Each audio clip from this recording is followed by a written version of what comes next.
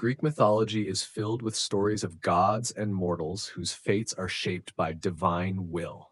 Among these tales, the story of Medusa, Poseidon, and Athena stands out as one of the most tragic and controversial. Medusa was once a beautiful priestess devoted to Athena, but a fateful encounter with Poseidon, the god of the sea, inside the goddess's sacred temple changed her life forever. What followed was not justice, but divine punishment. Athena transformed Medusa into a creature feared by all, with hair of writhing serpents and a gaze that could turn anyone to stone. But was Medusa truly the monster in this story, or was she a victim of the gods' power struggles? This myth raises profound questions about justice, vengeance, and the harsh realities faced by mortals caught in the conflicts of the divine. By exploring this tale, we uncover a deeper understanding of Greek mythology's themes of fate, punishment, and power. Medusa's life before the curse. In the heart of Athens, where wisdom and war coexisted under the patronage of the great goddess Athena, there lived a young woman whose beauty was said to rival the dawn itself. Medusa, a mortal among the divine, was admired not only for her striking appearance, but for her sharp intellect and unwavering devotion to the gods. She was no ordinary woman. She was a priestess of Athena, sworn to a life of chastity and service within the grand temple that bore the goddess's name. From the moment she was old enough to understand her duties, Medusa embraced them with pride. She found solace within the temple walls, where the air was thick with the scent of burning incense and the echoes of whispered prayers. The towering marble pillars, bathed in golden sunlight, stood as a reminder of Athena's eternal presence, and Medusa felt honored to serve beneath them. Clad in simple white robes, she performed sacred rites with unwavering precision, offering olive branches and libations to the goddess she so deeply revered. Despite her devotion, Medusa's beauty was both a gift and a curse. Her golden curls cascaded like rivers of sunlight, her emerald eyes gleamed with intelligence, and her laughter was said to be as light as the wind that danced through the temple corridors. Many suitors, from noblemen to warriors, sought her affection, but she refused them all. Her heart belonged to Athena, and she had taken a sacred vow to remain untouched, a promise she held dear. Yet not all admiration was harmless. As whispers of her beauty spread beyond the temple walls, even the gods took notice. Among them was Poseidon, the mighty god of the sea, whose power rivaled the heavens themselves. He watched her from afar, intrigued by her mortal grace and the fire in her spirit. Unlike other women, Medusa did not seek the favor of the gods, nor did she yearn for divine love. She belonged to Athena, and that alone seemed to fuel Poseidon's desire. Life in the temple continued peacefully, and Medusa remained blissfully unaware of the storm brewing in the distance. She was content in her role, never questioning the gods or the fates that wove the threads of destiny. The world saw her as a radiant young woman, untouched by sorrow, but fate had other plans. Her story was not meant to be one of worship and devotion. It was to become one of tragedy, betrayal, and transformation. For in the eyes of the gods, mortals were but pawns, and Medusa's beauty had drawn the attention of forces beyond her control. The storm was coming, and with it wrath of the heavens. Poseidon's desire and the tragedy in the temple. The sea is vast and restless, much like the will of the god who commands it. Poseidon, ruler of the oceans, was a force of nature, unpredictable, untamed, and relentless in his desires. When word of Medusa's beauty reached him, carried on the whispers of mortals and nymphs alike, he became intrigued. At first, she was nothing more than another mortal, one of many who walk the earth beneath the gaze of the gods. But something about her unyielding devotion to Athena ignited his curiosity. Unlike the countless women who worshipped the gods in hopes of divine favor, Medusa asked for nothing. She was not a queen seeking blessings, nor a maiden offering prayers for love or protection. She gave herself freely to Athena, not out of fear, but out of choice. That defiance, that unwavering loyalty, made her stand apart. And Poseidon, who had conquered seas, lands, and creatures of legend, found himself consumed by the need to possess her. At first, he watched from afar. When Medusa walked through the city, head held high, unaware of the divine eyes upon her, he felt the pull of his own desires deepen. But it was when he saw her within Athena's temple, her face illuminated by the soft glow of sacred flames, that his longing turned to obsession. She was the most beautiful woman he had ever laid eyes upon, and she belonged to another god. Poseidon was not accustomed to denial. He had taken queens, nymphs, and even goddesses, bending them to his will like waves crashing against the shore. He would have Medusa, whether she willed it or not. One night, as a great storm raged across the Athenian sky, Poseidon came for her. The temple, usually a place of peace and sanctuary, trembled as the god of the sea forced his way inside.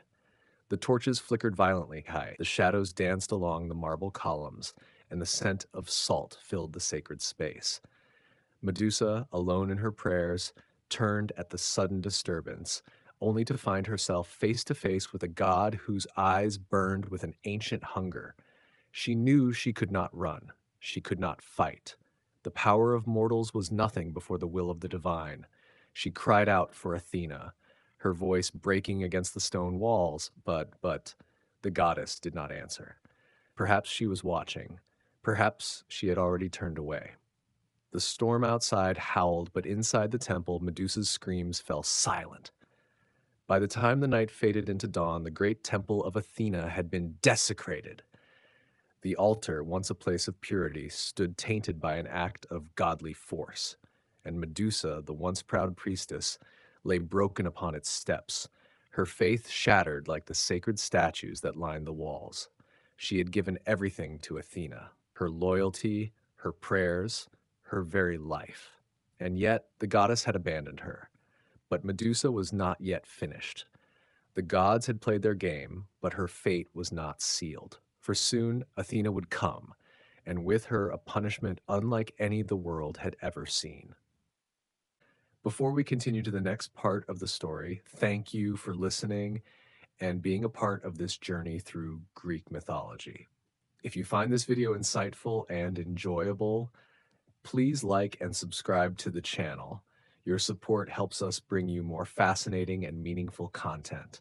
Also, feel free to leave a comment. We'd love to hear your thoughts and connect with you. Now, let's dive back into the story.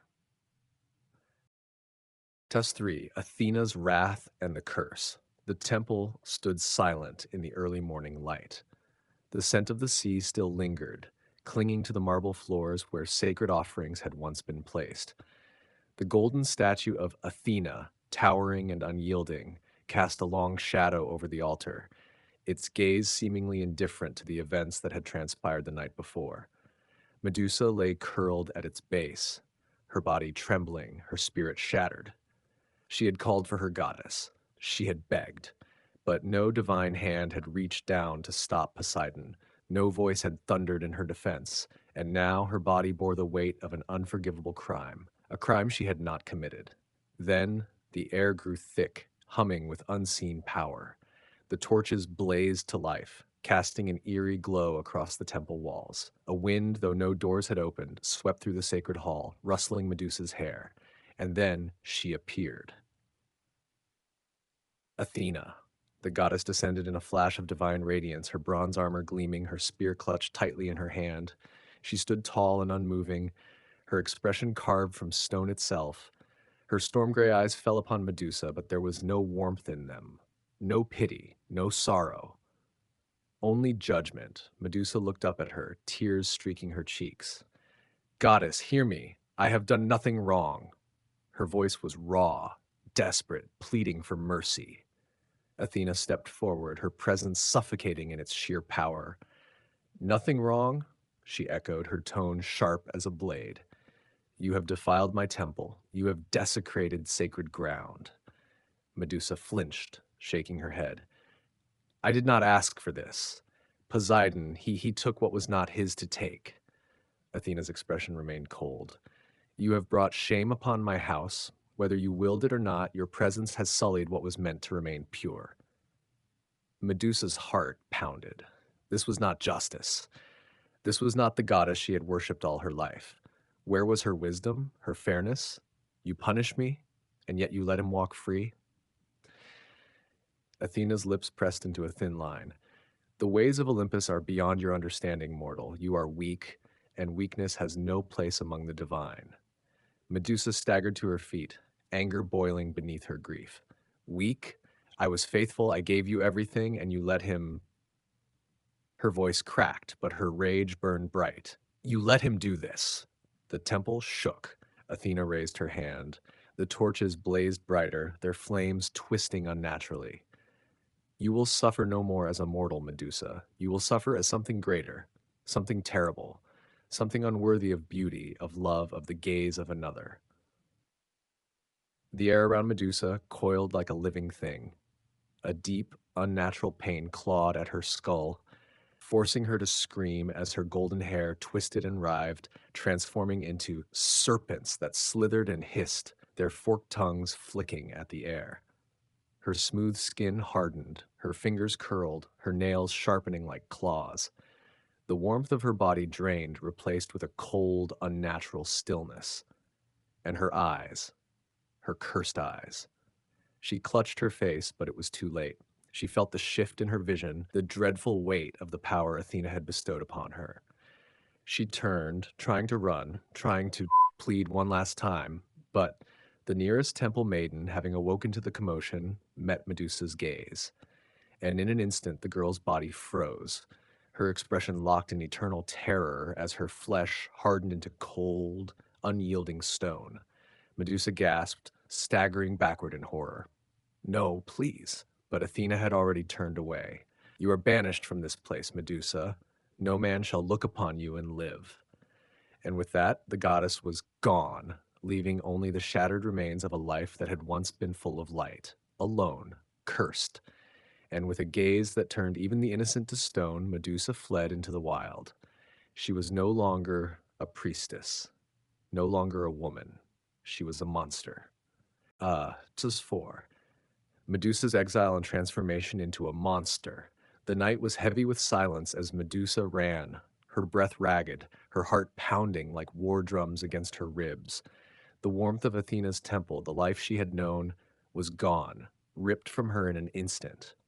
Now she was hunted by her own reflection, terrified to meet another's gaze, lest she doom them to stone.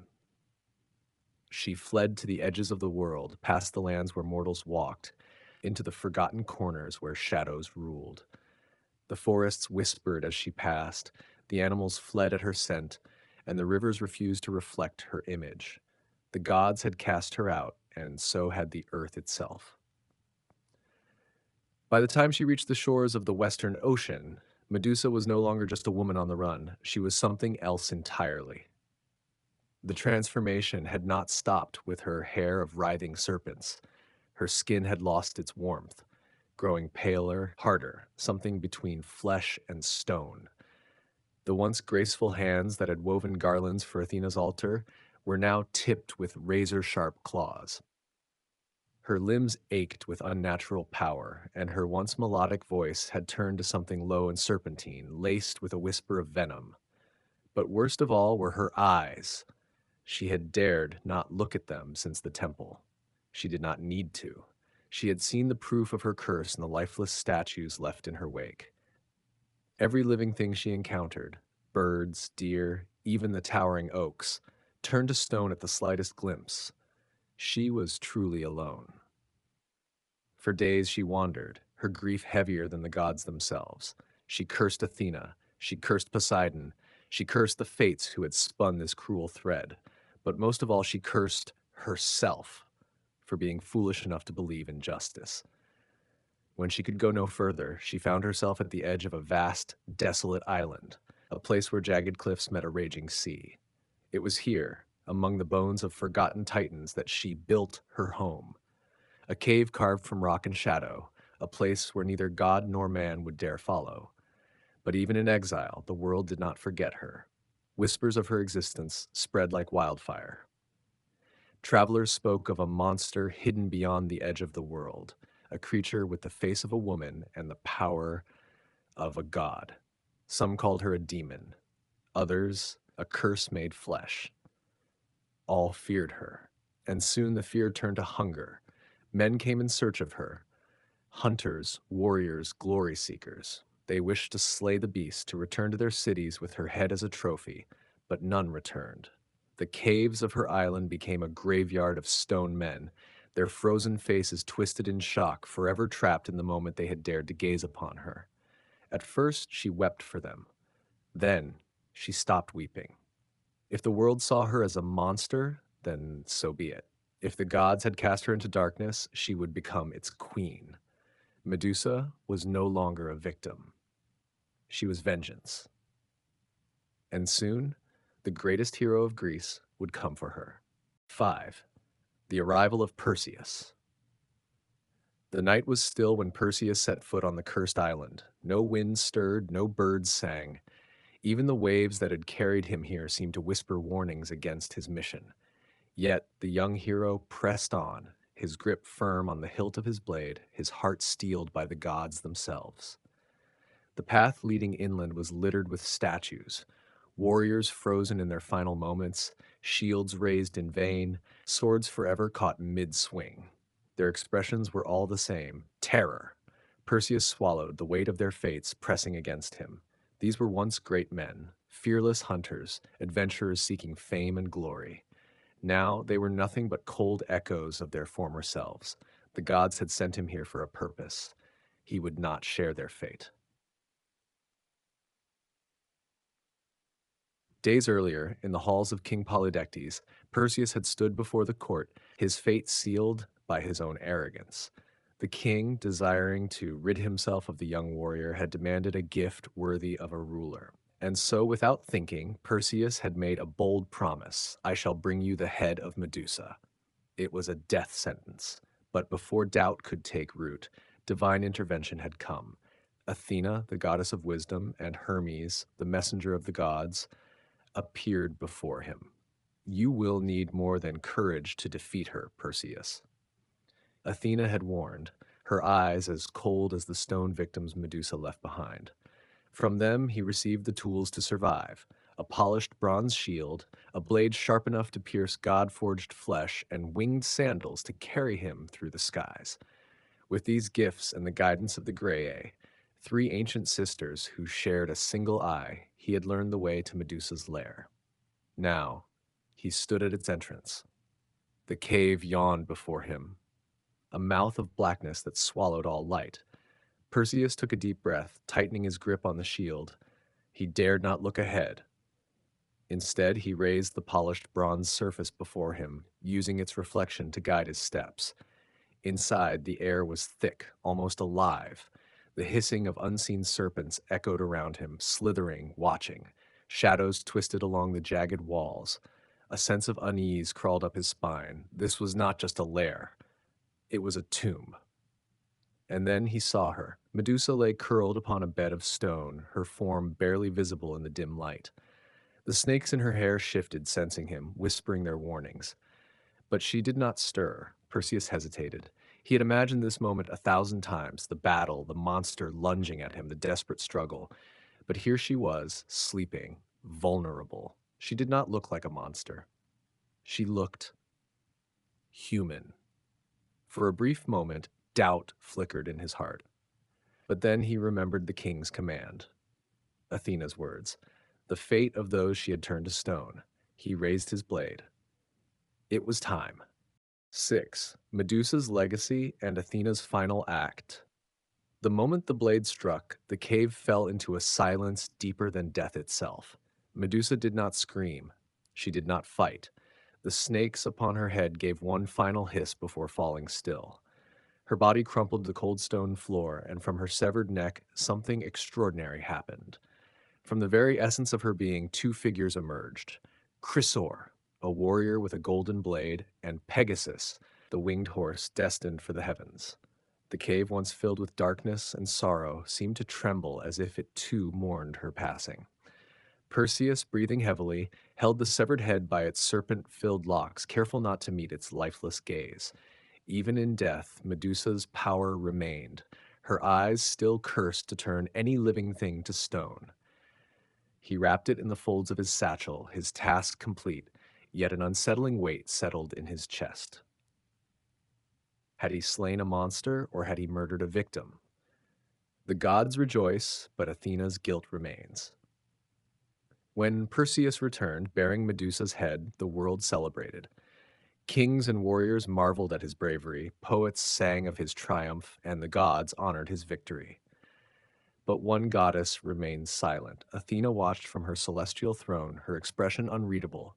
It was she who had given Perseus the means to slay Medusa. It was she who had cursed Medusa in the first place. Yet, why did her victory feel like loss? The mortal world would remember Medusa only as a monster. They would whisper tales of her writhing serpents, her stone-cold eyes, her gruesome fate, but they would never know the truth, that she had once been innocent, that she had once prayed at Athena's altar, that she had been wronged. Perhaps the goddess would never admit it, but she owed Medusa something. Medusa's power lives on. And so Athena took Medusa's head and placed it upon her shield, the Aegis. Her image would forever be a symbol of divine power and protection, a warning to those who dared to cross the gods. But was it a trophy, or was it a silent acknowledgement? Through Athena's shield, Medusa's power lived on. Through Perseus, she became legend. Through fear, she became immortal. The end, or the beginning? Though Medusa had fallen, her legacy endured. The warriors who sought glory feared her name. Women who knew injustice whispered her tale. And in the dark corners of the world where gods did not tread, she was not seen as a monster, but as a martyr. Medusa was not just a story of tragedy. She was a warning that even the gods could not erase. Conclusion. The story of Medusa is more than just a myth. It is a powerful reflection of injustice and transformation. Once a devoted priestess, she was cast out and feared, not for her actions, but for the circumstances forced upon her. While Athena's punishment was meant to condemn her, it also gave Medusa a unique power, one that made her a symbol of both terror and resilience. Medusa's legend endured beyond her tragic end, inspiring countless retellings, interpretations, and debates. Was she a villain or a victim, a warning or a symbol of strength? In the end, her story remains one of the most compelling in Greek mythology, reminding us that the past still has much to teach us about power, fate, and justice. Thanks for being part of this incredible journey. Your support means the world to us. Drop a comment and let's keep the conversation going. Wishing you an amazing day. Thanks for being part of this incredible journey. Your support means the world to us. Drop a comment and let's keep the conversation going. Wishing you an amazing day.